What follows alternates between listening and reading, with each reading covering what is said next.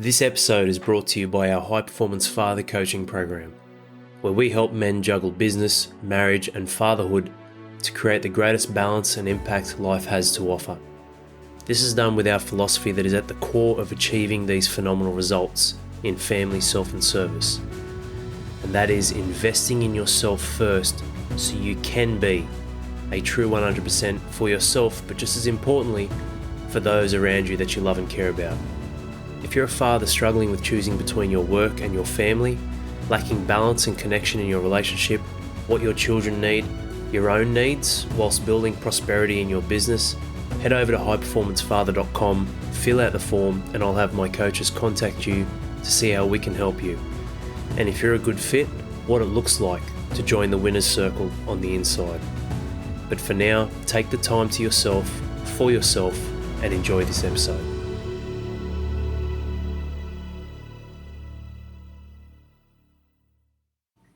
How to create better outcomes. Welcome to an episode where we're talking about the end game. We're talking about the outcomes that you desire. But ultimately, what's more important is the process, the pathway to get there. This is a really interesting episode because what we are fixated on a lot of the times are outcomes. Now, the outcomes that we fixate ourselves onto sometimes are fantasy.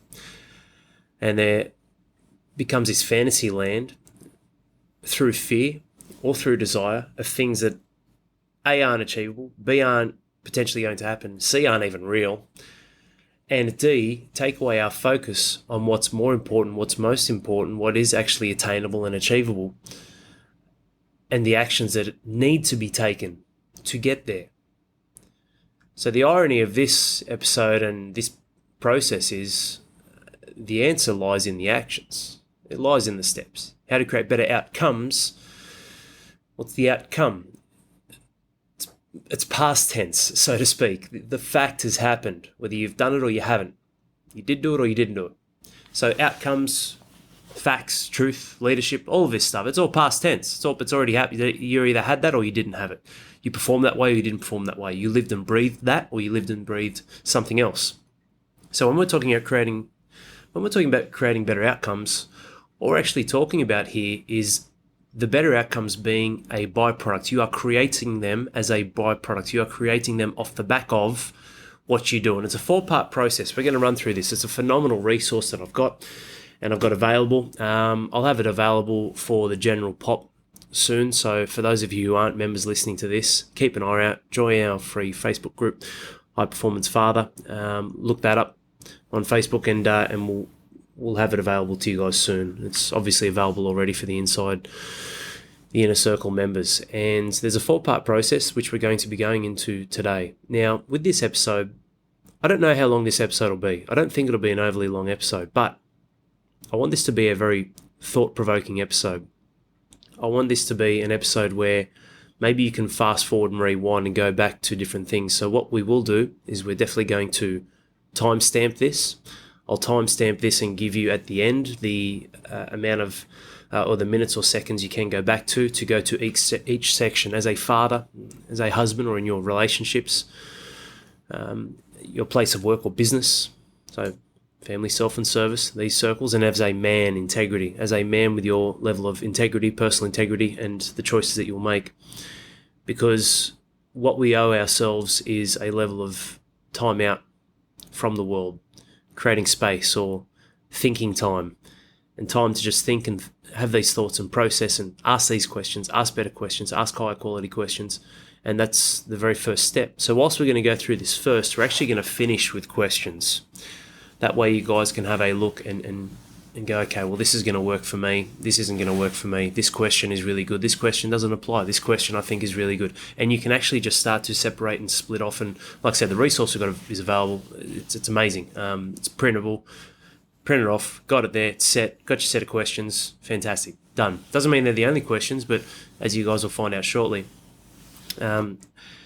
through the questions we find the answers we need, but not just an answer or a statement. We actually find the solution. We actually find the actions, and we find the steps necessary to solve or to bring about a resolution to whatever it is that the question's causing you. Good? Fantastic. The resolution is maintain that, keep going. Bad? Okay, I get it. Welcome to the world, right? Let's do something about it. So there's always a resolution at hand when the quality question is asked. And that's the first one. So we're going to go through these 4. And then from here, what we're going to do is break them down. We'll finish with the questions. But that is the first step. But we'll finish with the questions for you guys. That way, timestamp or not, towards the back end of this episode, you can fast forward at any time after the intro, of course. And then, find the part that applies to you, and we'll break them down bit by bit. Each will probably go for maybe 5 to 10 minutes. Fatherhood, relationships, work or business, and as a man. It's a 4-part process to create better outcomes. It starts with asking questions, asking yourself a series of higher quality questions to navigate through where you are. Navigate. That's right.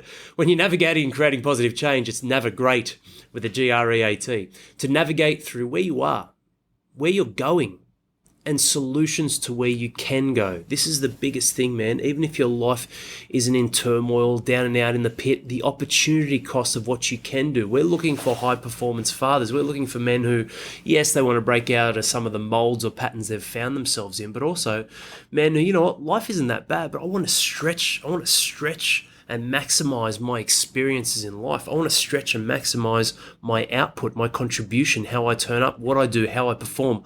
All of this is so valuable to me, Al. It's valuable to my children, to my relationships, to the service I provide in the world, my business, how I help create solutions and solve problems for customers, for people I love and care about. That's what we're looking for. It all starts with questions. But from questions, there must be a second point which goes into responsibility, taking ownership. You must take ownership, man. Like, for a lot of things that have led to what's happened to you in your life, it's not your fault. But you can't just sit on your hands and continually accept that, because that's exactly where your life will continually spiral downwards. It's your responsibility right here, right now, from this day forward, to take ownership for sure. A lot of things aren't your fault, man. This isn't about fault, blame, or judgment, but it's about responsibility. After we ask ourselves a key set of quality questions, we owe it to ourselves. You want control, you want power, you want to immediately go for the kill when it comes to reinvigorating your life, re-empowering yourself. Responsibility. Taking ownership with various perspectives and answers that come from the questions being asked. To begin this proactive nature of moving forward, you must be proactive with life. Because the default of nature, whilst it carries life, it also carries death. You're living or dying, getting better or worse. There is no staying the same. There never will be. So when we're asking questions, we're then moving into responsibility. We're then asking ourselves, what are the decisions I need to make? And then we're carrying a level of courage through that. Greater understanding and a renewed power of possibilities, decisions can be made. When you've got a higher level of responsibility, you have a renewed power of possibility. When you have a renewed level of power and possibility, that comes from you being responsible, man. Okay, cool. If it is to be, it's up to me. That doesn't mean being the lone wolf. It means you take control of your actions, what you can do. Your perspectives in action. Your thoughts are in action. Your feelings are in action. Okay, you may not control them when you're triggered or they're reactive, but you can control what you do with them, what you do from there, from that point on, and how you enhance your life. And then courage. It's the final piece to any person's success, new or sustained. And courage, a continual act of courage will ensure that you are committed and you do follow through with action. So that's our episode. Take care and I'll see you next week. Enjoy, gents. Hope you got a lot out of this. Let's crack on into it, man. So like I said, the very first one is questions. But we're going to come back to that last. But I just want to share with you I'll share with you a short written piece here that's part of this document. When it comes to questions, then we're going to move on and we're going to actually start with responsibility and then decisions and then courage, and then we're actually going to finish with some downtime. We'll slow the tempo a little bit and we'll dive deep. Deep, man. This is going to be a very powerful session for you. We'll dive deep into some questions. But just on that note, questions. Asking questions are a critical part of life. The downfall for many is they either ask no questions or are stuck asking lower quality questions with a limited perspective. The higher the quality question, the more the answer begins a process and discovery of a solution with tangible actions to be successful. This is what it's about. Where can I keep driving my life for higher value, higher purpose? with tangible actions to be successful. I've got a series of questions here and how to use them. Look, you'll choose a couple at a time, 1 to 3, in one section. Don't ask questions of family, self, and service. Sit on one. Family, relationships, fatherhood. Self, you, man, integrity. Service, your business. Going for a walk, journaling, writing down, just thinking time, creating space. That will help you find your answers. But let's crack on into responsibility first. And I've said this before, I'll say it again. Peter Parker's Uncle Ben, he had it all backwards. And when he said, with great power comes great responsibility. No, that's wrong, unfortunately, Uncle Ben. How do you wield and get the power in the first place? With the reality of life itself, true power, properly. The reality of life itself is that with great responsibility comes great power. The moment you take ownership over everything that's happening in your life is the second you begin to get your power back, man. This is called responsibility over your life and also your destiny. So key points to consider, and we're going to go through this document here. You're asking high quality questions now. Think of where you can take ownership and responsibility in the answers to those questions. Ask yourself where you can take responsibility over what has led to where you are in life, the good, the bad, and the ugly. You need to explore how you can take responsibility over the answers to the questions that you're going to ask, and we'll ask together shortly, to begin moving forward with power right away. You need to understand that life is a big game. This is a tournament. You must win. You must win, man. This means you need to be competitive and willing to compete for what is yours. Yes, think of it like tennis, tournament. Tennis is a great one because it's not over till the final point's won. So if you're losing, you can always come back until that final point is won. When you're winning, you can always lose and fall away until that final point is won. This is a tournament. So yes, in between serves, downtime, drinks break, looking up the crowd, laughing, smiling, little bits of playing, little bits of gaming around with fans, friends, even the judge, doesn't matter, the referee. So essentially, you are here to compete. You must be competitive. You must have a high, I don't know what the ratio is. Being competitive is laid into every aspect of my life, but it's also a switch I can flick on and off at will. But it must be a very high ratio, a high percentage inside of your life. Being competitive, man. Because when you're competitive, that word in itself, it splits off. It splays out into drive, hunger, determination, goals. Who is ever competitive with no purpose? I don't know. Maybe there are people, maybe there aren't, but it doesn't make sense to me. You're competitive towards wanting to achieve a desired outcome that's just out of reach. It's right in front of you, or it's further away from you. Competitive, being a man with a competitive nature and treating life, not against other people per se. Other people are all parts and makeup of your life and your experience and reality. Competition, man. Winning the tournament, the game of life.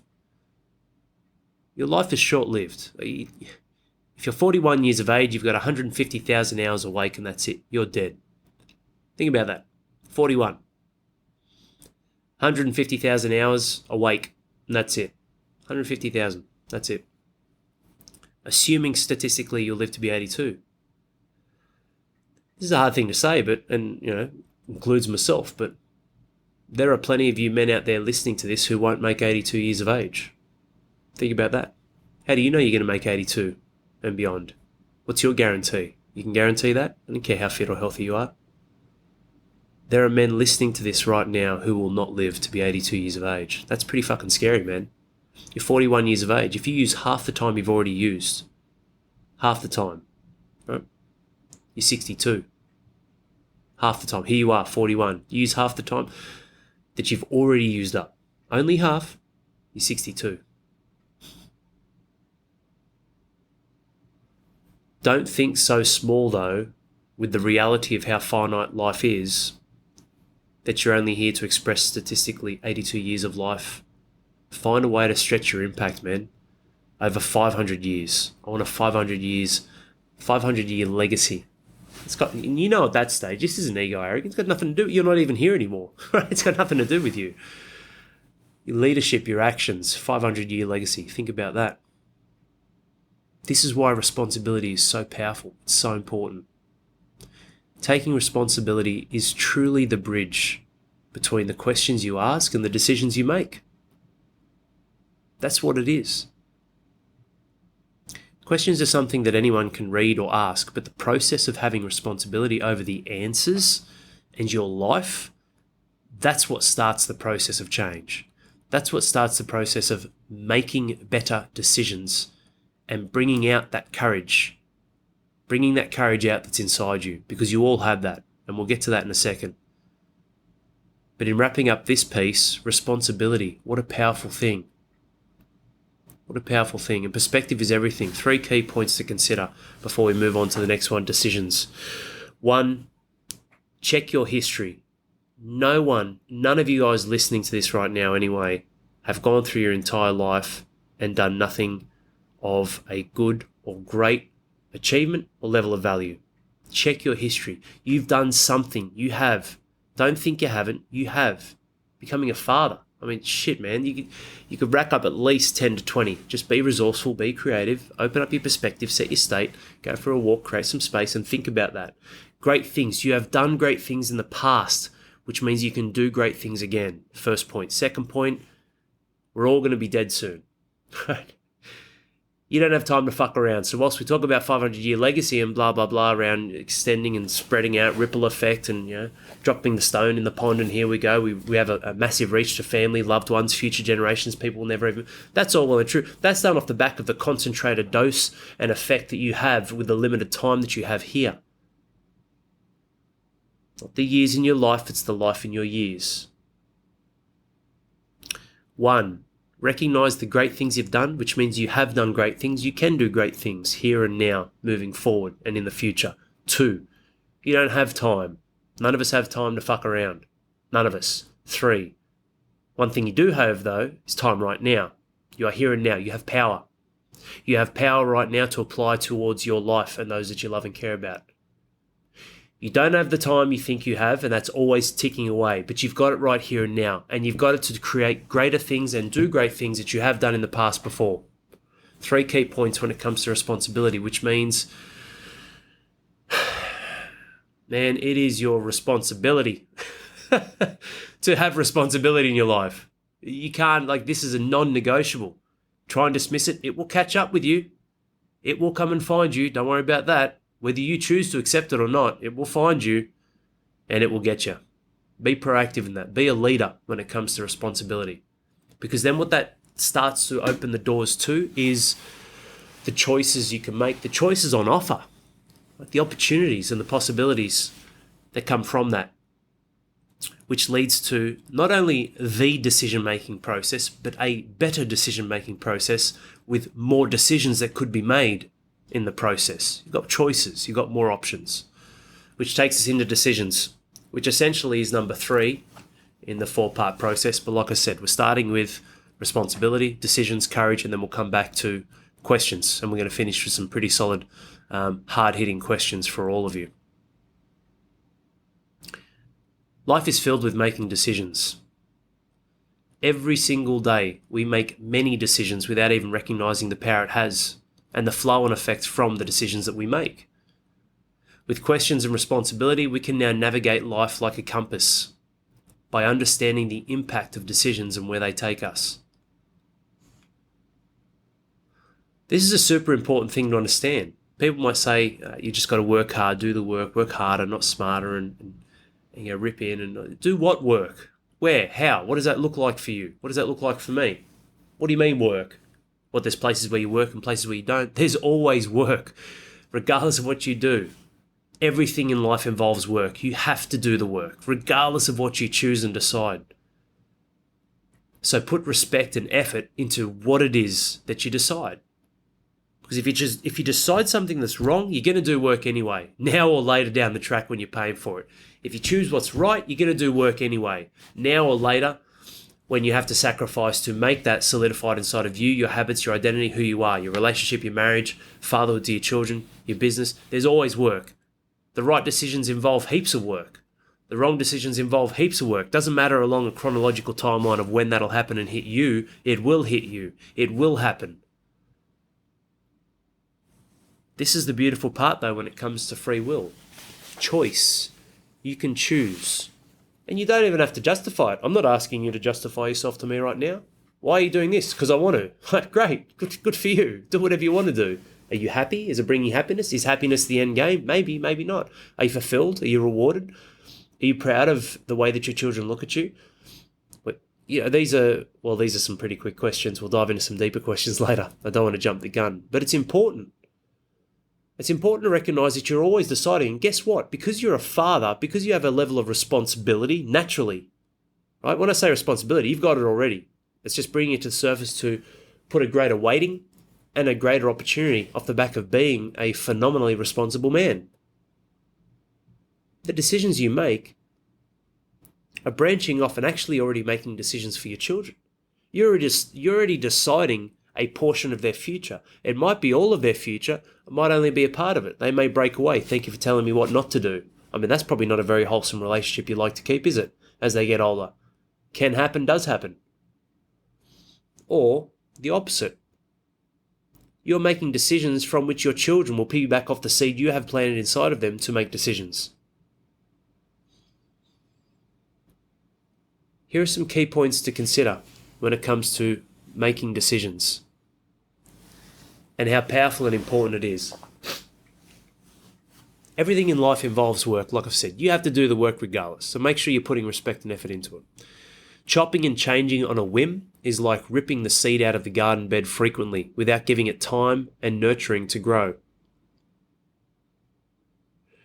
Imagine you've got like 10 to 15 garden beds. They've all got different types of soil. You plant the seed. Oh, nothing happens in a day. You rip it out, you plant it somewhere else. You rip it out, you plant it somewhere. You got to stop fucking around, man, with all these little fluffy decisions that don't mean anything. Get into some deep work. Doesn't mean it's always hot and heavy, but get into some deep work first on the foundation and building the base of the most important decisions inside of your life and getting alignment with that inside of your marriage, your household, fatherhood with your children, yourself as a man, and your business and place of work.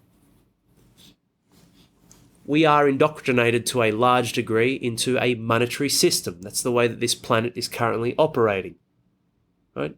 Go off and be a hippie and get off the grid, all sort of shit. I fucking love that. That's great. Don't worry. I'll meet you there one day. Not quite there yet. But even at that stage, you are always dependent on something. You're not living on this planet alone. You're dependent on the elements, water, air, food. So make sure you recognize that you must look at this as a system for life. What am I doing to create a level of freedom? Financial freedom or not? Freedom. Financial prosperity will create that. It will give you an opportunity for that. Being smart in your approach there. Strategic, calculated within your boundaries, your parameters, your circumstances. But then also, what are you doing this for? What are you connected to? Your family. What's driving this? Yourself, who you are, your identity. You can't just keep chopping and changing and ripping the seed out again and thinking it'll grow. You've got to nurture it. You've got to fertilize it. You've got to give it time. You've got to water it. You've got to position it in the right garden bed to start with. Does this garden bed get sun? Unreal. Am I going to water it? Cool. When? How often? What does that look like? Am I going to fertilize it? Yes, when it needs to. Am I going to be patient if nothing's coming up? Yeah, just give it a few more days. Let it sprout. Let it sprout. Am I going to stand guard? Is it a fruit tree? Well, where are these birds? Where are the... Fuck, man, I got 2 fig trees. The possums tear it to shit. So this year I'll be... I thought I had guard dogs. I'll be setting it up properly. And they get them. They get them every now and then, but they're cunning little creatures. Don't pass off the choices you make as insignificant, no matter how big or small they seem. They are significant. They are creating a chain of events, a chain reaction to your life. Consciously or subconsciously, they all contribute. This is why decisions are so important. How do we make right decisions though? Well, having the right people will help. Having the right people around you to help ask questions of yourself will help you come to the right decisions instead of what a potentially limited perspective unveils as options. So what I mean by that is, well, you've got a limited perspective because you're working I've got a limited perspective. As great as my range is and the skill set that I've acquired over many years now is, I've still got a limited perspective. It's still Al in the range that Al has. Have the right people around you. Otherwise, blinkers could be good for a horse when you want it to go A to B, but are you a horse carrying a cart of people, cracking the whip and just going in one direction? A direction that's been determined already for you? I doubt it. Right people, right decisions. It opens up your perspective. It opens up your choices. It opens up your options. Think about this. And I know we'll get to questions, but I like questions early. Every decision you've made, every pathway you've been on in your life, your career, your family, your relationship, whatnot, key thing I want to ask you, would you have still taken that path if you had different choices, different options? Would you have still taken that path if you had more options? Would you have still taken that path if you had better options? Maybe that's not a question when it comes to marriage, and that's a hard one to answer as well. But better options, okay, well, what do better options look like? What's an example of that? What could be with your work? You've just settled. With your business, you stayed in it because it's familiar. If you had a set of better options and choices, if you had a set of better perspectives and people around you to give you better options and choices, would you be where you are right now? Would you be in a slightly different position? Would you be smarter? Would you be weaker, less intelligent? Would you be gung-ho or in control? Making better decisions in life will propel you forward. It will propel the work that you do. And it will propel the results in a compounding way. Like I said, you got to do the work anyway. Do the work that you love, live and breathe, even the boring things, even the shit, because you love it, you live it and breathe it because it's moving you towards your destination because it is the right choice for you. Where we end up in life is not from the work we do, but the decisions we make. There is always a choice. Let's do that one again. Where we end up in life is not from the work that we do, it's the decisions we make. There's always a choice, always an option, and something for you to decide. It is the decisions that make or break you. It is the decisions you make as well. On a positive note, this isn't always doom and gloom. This works both ways. Depends on where you're at. But it's the decisions that you make that actually breaks down your limiting beliefs. That's what this is about. Like when we're talking about, maybe that's the title of this as well. Maybe it is. I look at this, I'm like, okay, how to create better outcomes? Well, I'll tell you what, the fundamental flaw, I call it a flaw because it doesn't have to be. I'm not here to judge, but I'm certainly going to judge the outwards actions of people. Their actions, it's not the people, it's the actions. The fundamental flaw across the world is a lack of self-belief, limiting belief. So how are you going to change that? How can you change that on your own? That's why we have the tribe. That's why we have these podcasts. How do you think, like I'll have you consider using the exact same mindset to navigate yourself throughout the adversities, trauma and hardships you're facing from the exact same mindset that's put you in that position in the first place. Pretty crazy, right? It's the decisions that you make that will break down your limiting beliefs. When we start breaking down these self-limiting beliefs, we start moving forward. With the right questions, people, and level of accountability, you can actually start steering your life, one decision at a time. And then through those decisions, move into a completely different direction and reach new heights never thought possible. Never thought possible. When I started HPF, I didn't think to myself, I'm going to make this 150-year legacy that's going to go to multiple countries and outlive. I didn't think about that at all. Now, why wouldn't I? Even if that doesn't become true, with that level of tenacity and energy and effort over the next, as long as I hopefully live to be at least 82, 40 years, at least I'll go close because of my effort and application. You will reach new heights never thought possible. That's what I love about the tribe. I see men for who they can become. Doesn't mean they're not enough right now, but I see them for who they can become before they do. That's so fucking cool, man. I love that. And then when it lines up, I can see what you mean now, Al. I can see what you were talking about earlier. Yes, welcome to the new you that I saw 6 months ago. We knew he was there. You just had to find him. You just had to bring him out. And it all starts with one simple, but sometimes hard decision. This is why it goes into the next point. Because you can choose. Here's the thing. People might think, courage comes first. Courage is layered into your life. We all have it. Just having a one-off of courage is not going to do anything for you as well. And having the biggest level of courage in one moment is not going to do it for you either.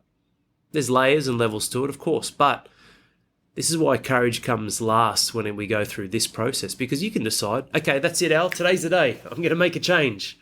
Yeah, well done, good stuff. Okay, so here we are, it's tomorrow. Where are you? What do you do? Are you flaked already? You flaked on yourself again. You guys wouldn't believe, like the process to book in with one of our coaches, just to have a breakthrough session. It's not that we make it really hard, but yeah, you got to show you're committed. And you guys have no idea like how successful we are with our advertising and marketing. We have big reach. We reach all the fathers. And the amount of guys that reach out and then flake on themselves, it's fucking rough, man. I feel for them. It must be tough.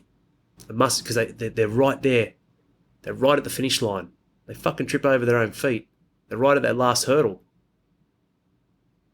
It should be right. Don't need coach to tell me how to jump. I'll just fucking plough through it. They fall over. So close. The reality is, gentlemen, most people don't want to live a great life.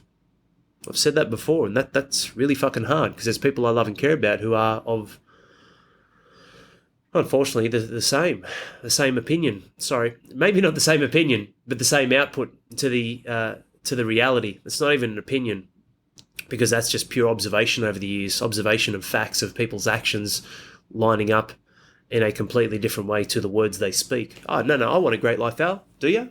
Well, fucking show me. What have you done? I did this, this, and that. What, you tried 3 things? You tried for 1 year? What? Are you a toddler? Are you only living for a year? You're not living for 82. You think that's what life is? Life should just... Where did this... And they wouldn't even know. This is the hard part. You don't even know.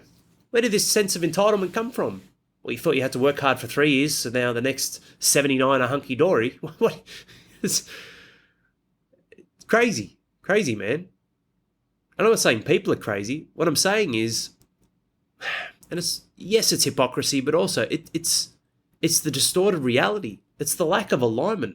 What you speak and what you do. You need courage. You can make a decision. We all can. But are you going to back that up? Are you going to make that decision truth? Are you going to make that decision consistent? Are you going to do what you said you would do and follow through to make it a true and real reality, or just a reality in your head because you chose on a whim? December 31st, here we go. 94% fail in the first 8 weeks. Crazy. Sorry, 92% in the first 4 weeks. That's crazy. How many of the 8% fail in the next 4 weeks? Well, it's probably a similar thread, right? 92 of the 8%. So here you go. You got 92% are gone. Then you've got 92% of the 8% that are gone. And it's not even March. How's the year panning out? Courage. Courage is king. Courage isn't knowing what the right thing to do is. Lots of us know what the right thing to do is. Nor is it saying, sharing, or acknowledging your own flaws, faults, and mistakes to others. Oh, I knew I should have done that. Yep, no, it's my fault. Yep, I take full ownership over that. I've had a friend in the past, an old friend of mine, who used to say that all the time. And he would just, he'd keep dropping the fucking ball in his life, but he'd sort of keep owning it. And I was just confused. I'm like, okay, well, hang on a minute. You keep highlighting, acknowledging, you're aware, you're a smart, intelligent man. You keep highlighting and acknowledging where you're fucking up, and you keep owning it and talking about it, but you're not doing anything. You're not doing anything to change it. Do you like that? Do you like putting shit on yourself? Do you like putting yourself down? Like, if that's you listening to this, man, you got to stop that. That's insane. Like, that helps no one. That's worse than being ignorant. You know what you need to do. What's stopping you? Is it courage, really? Or is it familiarity? Or is it a comfort? You can sit back on your hands going, yeah, no, I enjoy pushing myself. I enjoy ramming my face into the ground and just having a face full of mud and shit everywhere, and then slowly rolling over, standing up, doing it again, and then just slowly rolling down into this pit. Yeah, no, I enjoy doing that to myself. Come on, man. And I'm not here to act shit on you. I'm here to invigorate you. I'm here to be your pattern interrupt. Al is here to help you guys go, yeah, well, what the fuck, man? He's right. I don't do it all the time, or I resonate with this point, or no, he was right there, or mate, he's speaking right through to me in this area, but why the fuck am I doing that? Why do I keep doing that? Why do I allow that to happen? So, food for thought. When it comes to courage, it's not the big, it's not the big heroic action, right? It's not the big man, the hero, and the man who's just going to light it all up and look how strong and brave he is. So remember, courage isn't it's not the big one. And I want you to think about this inside of your own life. Sometimes the courage that you need right now is to have the courage to actually just be kind to yourself. I know a lot of the stuff I say is confronting, right? This is not, I don't know who you are. This isn't personally, well, a lot of our members on the inside, I know them, but I may not know who you are. This has got nothing to do with Alex versus you on a personal approach. It's confronting because this is what a lot of men need. But here's the kicker. It's only confronting if you choose it to be. And if it's confronting from your perspective in what I'm speaking to you, then that means there's something that you need to look inside yourself and address the reasons why you're finding it so confronting and the truth behind the layers of the stories that might shore up a defense mechanism to say this is confronting. And then there are other guys who'll be like, man, that's the fucking kick up the ass I needed. Thanks, Ali. Put me in my fucking place, man. I need to pull my act together, get my shit together, pull my head in, and start fucking leading the family. And I'm like, yeah, it's amen, mate. Game on. Let's go. So this isn't about me trying to have confrontational energy towards you or bring out triggered walls or other things that just shut you down. You need to be kind to yourself. I want you men out there listening to this, I want you to have a level of self-respect, self-love, self-worth. And it's an interesting one too, because when we talk about respect, oh yeah, no, I respect myself. Okay, cool. Can you please list specifically all the different ways in which you have self-respect? The same with marriages. My wife respects me. Okay, cool. How? Show me. How does she actually respect you? List all the ways. My children respect. A lot of men lack self-respect, or not the level. They've got a little bit of self-respect. You should have lots. You're the fucking prize, man. You are the king. You've taken the crown off for a while, maybe, through your actions. Still got it. It's a bit dusty, a few cobwebs. Let's earn the right. Let's earn the right to play again. So sometimes the greatest acts of courage is actually being kind to yourself, forgiving yourself for the past, forgiving yourself for the mistakes, the hardships, the troubles, the wrong decisions you made, the lack of courage you had in the past. It takes courage to acknowledge that. It takes courage to look back and go, you know what, I wasn't responsible. I wasn't doing the right. This is what I want to do. This is what I need to do. Like having that level of acknowledgement for yourself, but then going, all right, time to ask some questions and take responsibility. So courage is not always the big play, the big macho man or the burning building and the man's pulling the cat out or the baby out. It actually starts with you having the courage to go, I want to live a great life. Because with that comes setbacks, comes failures, comes rejection. That's why people don't want to live a great life. They're more comfortable slowly dying or being dead but not buried for another 30 years than they are stretching out into the discomfort. I love that, man. Like, it's the best. It is the best. Any time I find discomfort, I'm like, fantastic. I miss that feeling. People might call that anxiety, nerves, butterfly, whatever. I have the same just like you, but I rewire its meaning. Ah, beautiful. That means it's important and it means I'm going to dominate because I have to. There is no other choice. That's exactly what goes through my head. It's not confrontation, it's competition. Love it. Love it, live and breathe it. Courage is a numbers game. You can't be courageous once. It is a continual expression over the course of your life. The more frequently that you are courageous, the more success you will have.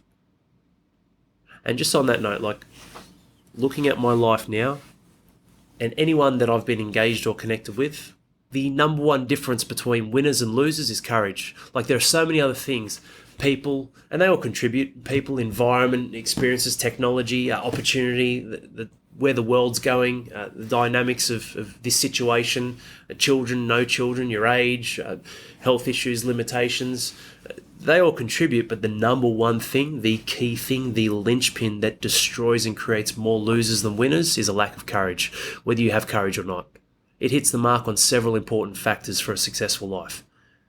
Think about it this way. When you have a high level of courage, courage isn't knowing the right thing. Courage is following through on the right thing. So what does it become? It becomes the pathway to commitment, certainty, accountability, performance, better results, influence, leadership, fulfillment, reward, evolution. That's why it's such a powerful thing.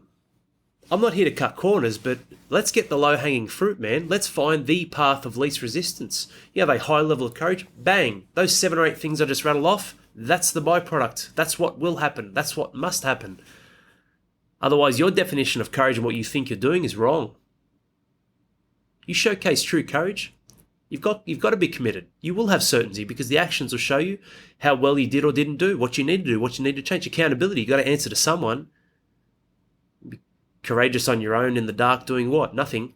Accountability, performance, getting better results, how you can influence and lead other people, your own self journey, reward, contentment, fulfillment, evolving as a man, evolving your bloodlines, your family chain down the evolutionary path of, well, we're going to keep committing, we're going to keep having courage, and then we'll keep committing to a greater life. The opposite of courage quickly becomes, all right, we don't have any of that. Well, this is what you do have: fear, uncertainty, doubt, worry, chronic hesitation. We all hesitate. We all have that. It doesn't mean that everyone has to be a coward. We can all experience fear and being scared and hesitation, but chronic hesitation, failure without bouncing back. Okay, my back's against the wall, push off. You got some momentum. Why? Because it becomes a must. It becomes more important. It becomes a non-negotiable. Other than the time last week, last month, last year when we'll see how we go. No. You got to move now, man. Boats are burned. You have to take the island. The life important element of courage is binary in its effect. Like I said, you'll have this or you'll have the opposite. You'll either fall into one side or the other. Put it this way. You tell me how many people who live a life of chronic fear, uncertainty, doubt, worry, hesitation, and failure, how many of those people are really committed? Maybe they're committed to that. Maybe they're committed to failure. But how many of those people are living with great certainty through their own actions and what they can do? How many of those people have true accountability? How many of those people are performing, getting better results? How many of those people are leaders? How many of those people are fulfilled and rewarded? How many of those people are evolving? None. Courage is the greatest way to discover opportunities. You might have thought could not exist, whilst at the same time eliminate the opportunity cost. So what I mean is, you'll discover opportunities you've never seen before, which at the same time takes away opportunity costs that you don't even know about. There are so many opportunities out there in the world, so many. But you're getting crippled because you don't know about them, which means where's the drive, where's the stimulus, where's the determination, where's the hunger? Well, you don't know. You don't know what you don't know, so why push? Why drive? I don't even know. Like if I say HPF becoming a 150-year leader, could become global, could become even bigger, could become something that is our goal, absolutely, across my life and hopefully lives to come and generations to come, absolutely, completely rewire and change the structure of the family unit and society as a whole and the standards of operating and our standards. That's a big one, man. I'm not talking about a little government project or social support groups that just spread to every continent. That's big. It's very big. Your courage is the gateway to destroying your limiting beliefs. It really is. Even if the feelings, right, we get them. You're not here to be robotic, but even if the feelings and little voice linger around, courage silences them by moving forward and taking action to let results speak louder than self-sabotaging emotions. It is the keystone to your life being enhanced for the greatest possible outcomes. It really is. This is a system for life. These 4-part process, the right questions provide more than just an answer or statement. They provide an opportunity and solution. On that note, what I'm going to do, I'm actually going to bring up this document and scroll up, and we're going to go through these questions, wrapping up, gentlemen. So, quick summary, 4-part process: questions, responsibility, decisions, courage. Asking deep and meaningful questions. Taking responsibility over what you're asking, because then there's more depth to the question. And taking responsibility over the answers that come to the surface. Taking responsibility over the possibilities you can have, over the actions you can take. And then making decisions, solidifying your responsibility by making a decision, and then backing up that decision by showcasing courage to follow through. And then when the act is complete, well, guess what? We ask questions. Let's ask some more. So from a timestamp point of view, those who are listening to this episode, 210, You can start at, well, just under the 45-minute mark. 45-minute mark if you include the intro. We're going to dive in and start with fatherhood questions. Again, you can take this in a positive way or a negative way. You can take this to highlight what you're doing really well or what needs work. Fatherhood. If your children had a nickname for you, what would it be? If your children had a nickname for you, what would it be? Super dad, powerful dad, grumpy dad, tech head dad. What would it be? Never around dad, not present dad, alcoholic dad, drugged out of his mind dad. If your children had a nickname for you, doesn't matter how old they are. Fast forward them to an adult and they've seen everything you've done, even behind closed doors. What would their nickname be of you? When we tap into the ones for manhood, this is, it's really going to hit home. Fatherhood, question 2. If your kids were asked what their greatest memory of you is, what would that be? If your kids were asked what their greatest memory of you is, what would it be? How do you know what your children need from you? How do you know what your children need from you? How do you know you've met your children's needs that they have from you? So how do you know that they've been met? What will you do to make sure you meet your children's needs?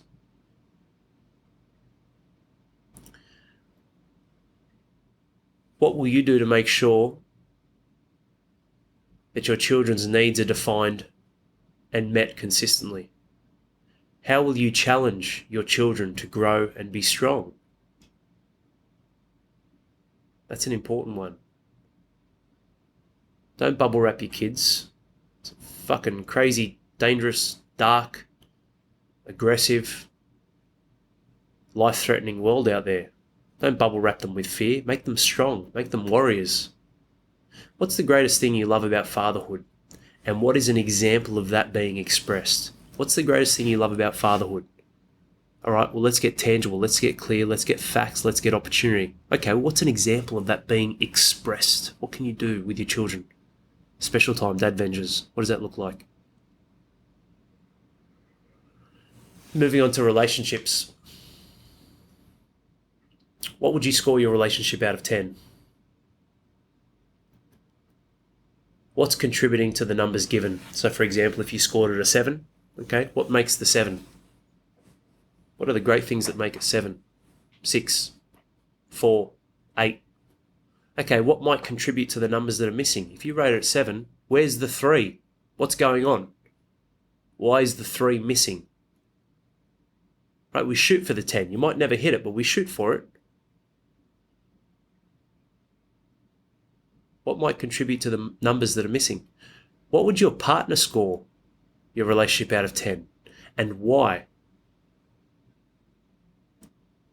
What are the current ways you lead your life with power that's attractive to her? What are the possible actions of gratitude you could apply to not take your relationship for granted?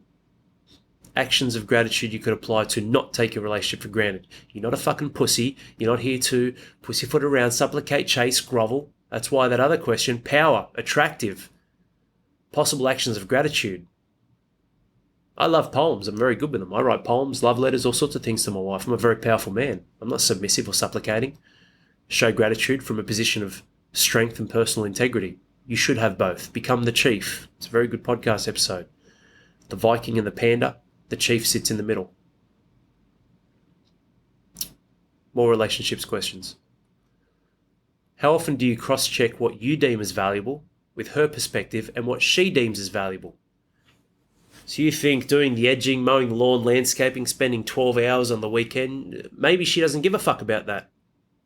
Maybe she just wants you to put your clothes in the washing basket or let her know when you need your shirts ironed for work instead of dumping 15 shirts onto her, or putting your beer bottles or your alcoholic drinks or whatever it is in the recycling bin, or not leaving your shit all over the place and just having mess that's unnecessary that she cleans up and chews up her mental bandwidth and physical energy. or coming through the household and just asking, instead of, hey, how are you, or grunting or groaning, hey, what a killer day I've had, but you know what, here we are, what a blessing. I have my family around me. Talk to me, family. How's our day? How are we going? How's your day, wife? What was the greatest thing that happened to you today?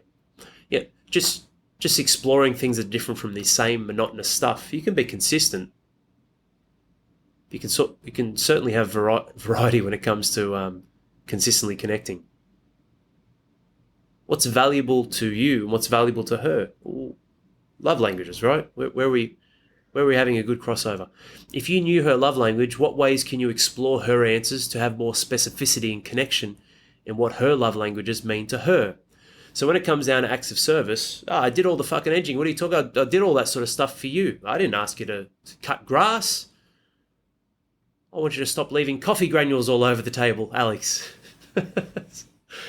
Seriously though, acts of service. Hey, Corinne, acts of service. I'm curious. What does that look like for you? Acts of service. So look, happy to pick up the kids from daycare. I love cooking. I don't mind cleaning the kitchen. I do a very good job of it. I do a better job than you. I always layer in a little bit of shit stirring when it comes to the wife. But what does that look like for you, acts of service? Like, I've got, I don't know, maybe 15 business shirts. So go get them all dry cleaned. I didn't even tell her about it. I just came home with it. Oh, thank you so much. Saves me having to iron them. I'm like, yeah, I need to be done. I didn't expect you to do it. If you want to do it, you can. Yeah, you're always walking this line where you're sort of detached but you're connected. You're detached but you're connected. If you want to iron them every now and then, Corinne, you can, It's a good skill for you because you're horrible at ironing. Again, layering in the playfulness. Being a smart ass but not taking it too far. If you want to do it every now and then, you can, but you know what? We've been busy. Roman's been sick. He had his operation. It needs to be done. Yeah, it costs, I don't know, $5 to $8 a shirt or whatever. That's nothing, man. That's nothing. Whether you guys are on a budget or not, cross-reference your budget with the shit you're spending money on that doesn't matter, like shit, food, and alcohol, with the energy and the opportunity cost. The opportunity cost, right? The opportunity cost with your wife being completely exhausted because of all these things that stack up. So let's look at this. And I don't wear 15 shirts a week. That's 3 weeks. So for $100 for 3 weeks, $30 a week. And I don't even have to do that. Like, that's 3 weeks, assuming I wear that shirt every single day, all of those shirts. So really it's more like 6 weeks. So for $15 a week, so for $2 a day, we'll do a podcast on this, don't worry, because a lot of guys, I get it, you're stuck in the chaos. You can't process or have this creative thought. For $2 a day, I've saved my wife not even the time, but the mental stress that something has to be done for her husband for $2 a day. Same with a cleaner.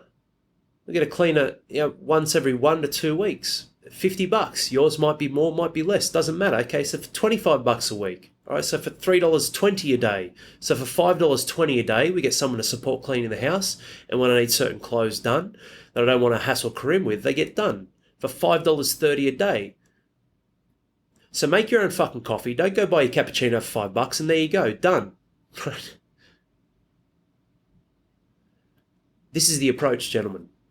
Specificity and connection in what her love languages mean to her. What are the possible ways you can share your love languages with her in a way that is genuine, strong, and open? Be cautious of this. You can't just do it in a triggered environment. You can't just do it when you're yelling and screaming, oh, well, you don't speak my love language anyway. It won't get you anywhere. Possible ways. Share your love languages. Genuine, strong, open. You see the wording here? You're genuine. So you're vulnerable, you're transparent, you're open, but you're strong as well. What can you start doing right now to improve the position of your relationship to take it to new heights? How will you know that you are doing what you said you would do when it comes to your commitments in your relationship? Look, it might not be data like banking, but I'll tell you what, do you have a scoreboard? Do you have a way to track and measure how you're turning up? We do. That's what we do in HPF. On to the next section. Hope this is serving you well, gentlemen. We'll wrap it up shortly. Don't want this episode to be too long. It has turned out to be quite a solid length of episode, but I hope you've gotten some great value out of it. Business and work. What is it that you love about the service you provide? Well, get clear on that. Get clear on the source, the deeper meaning behind what you're doing, if that's still there. What does that look like as an example, and why is that important to you? What is the reason you got into where you are in the first place? All those three tie together really well. That'd be great for some thinking time, creating space. Is there scope to improve and build financial prosperity for yourself and family? Have you settled on this? Why? What are the limiting factors you have placed on yourself that could be creating an opportunity cost for you? So imagine that you did have insight into what an opportunity cost there could be inside of your business or place of work. Well, what are the limiting factors? Why is that in play? Why is that happening? Self-limiting beliefs, your family, commitments, time, energy. What are the limiting factors you have placed on yourself that could be creating an opportunity cost for you? What are some opportunity costs that you might not be aware of? So assume, let's assume in a good way, or let's pretend that you were aware of opportunity costs. So this is a different way of painting a vision. Take away your limitations. What do you want? What could you have? Imagine if you knew what specific opportunities were out there that you currently don't know about. Same thing again. What could that look like? Imagine if you knew what specific opportunities were out there that you currently don't know about. But imagine if you knew about them. What could they look like? How would you position yourself, or what actions would you take to realize those opportunities and make them real? You guys see, I hope this is clicking with you. You see the process. This is very powerful stuff. Don't you spend some time on this, half hour, 45 minutes on a couple of questions like that, and you'll start leveling up. Imagine having the coaches in the tribe, that accountability.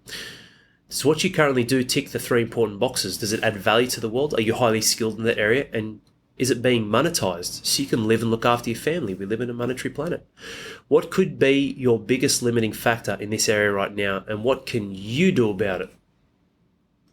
Final one, we'll wrap this up, gents. Man and integrity. You guys are going to love this one. All right, wet the beak. Here we go.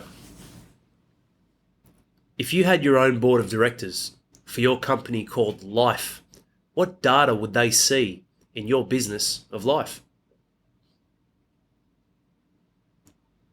These next few questions are all around you having your very own board of directors, following you everywhere. So when you're sitting on the fucking toilet, twisting the ears off to it, they're standing around watching you.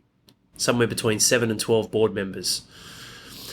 What questions would they be asking of you? What would they say to you about your performance in family, self, and service? If they followed you around 24/7, would you be proud of what they see? Would they be proud?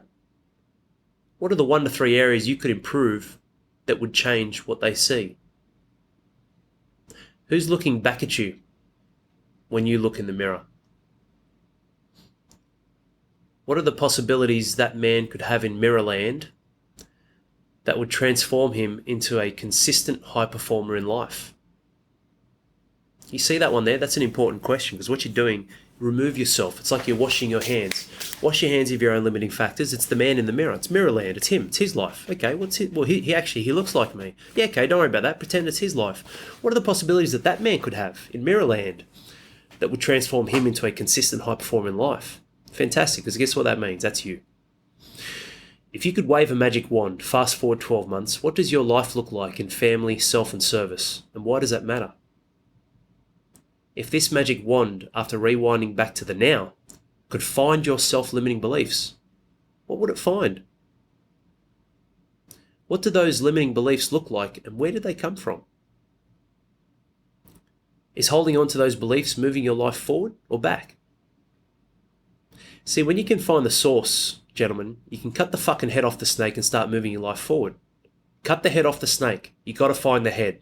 That's what I'm talking about here. Where did it come from? Why? It doesn't have to be a memory from 4 years of age when you were in childhood trauma. No. Just get clear enough around where you can take responsibility and cut that cancer out, man. If, once upon discovery, your magic wand could remove these self-limiting beliefs, what could you do? What does this mean for you? What does this mean for your family? Start painting that vision, that picture, that future. What do you think the compounding effect of 1% per day crushing those limiting beliefs could equal inside of your life, your attitude, your nature, and performance?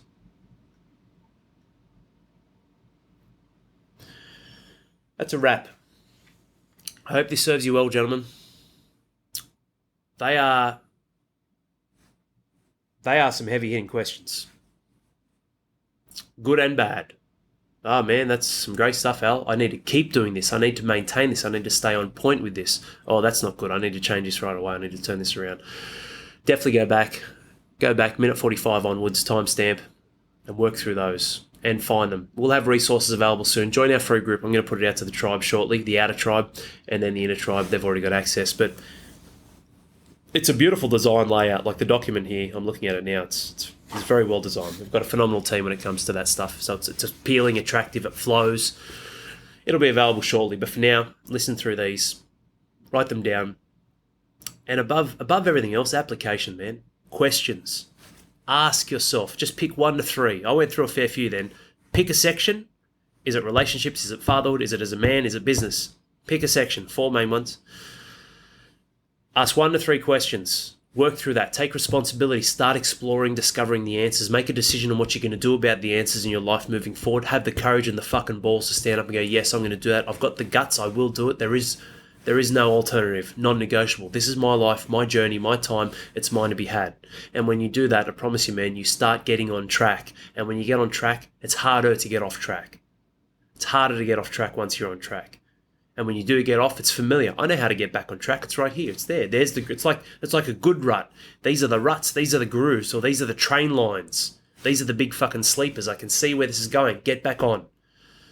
So all of us fall off from time to time, but it's less frequently happening, and it happens for a lesser period of time when you're a high performer with the right people around you, the right processes, and what is truly, a 4-part process on how to create better outcomes, but what is truly, gentlemen, a system for life.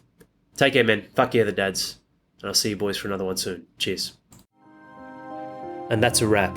I hope you enjoyed this episode and got some golden nuggets with possibly 1 or 2 aha moments as well. If you truly loved and enjoyed what you listened to, then I want to invite you to share this episode with someone who you know needs to hear this. It could be your brother, friends, colleagues, your uncle, even your wife. If there's one thing I've learned, it's that none of us are alone in the hardships we face. But the solution to getting back on top winning can start with a gift from someone else. And that gift could be an episode like this, because another man transformed is another family saved, which is exactly what we're all about. Thriving and winning in life. There is no alternative. It's possible. It has been done. It can be done. So it should be done. I appreciate your support in spreading this message. Cheers, mate.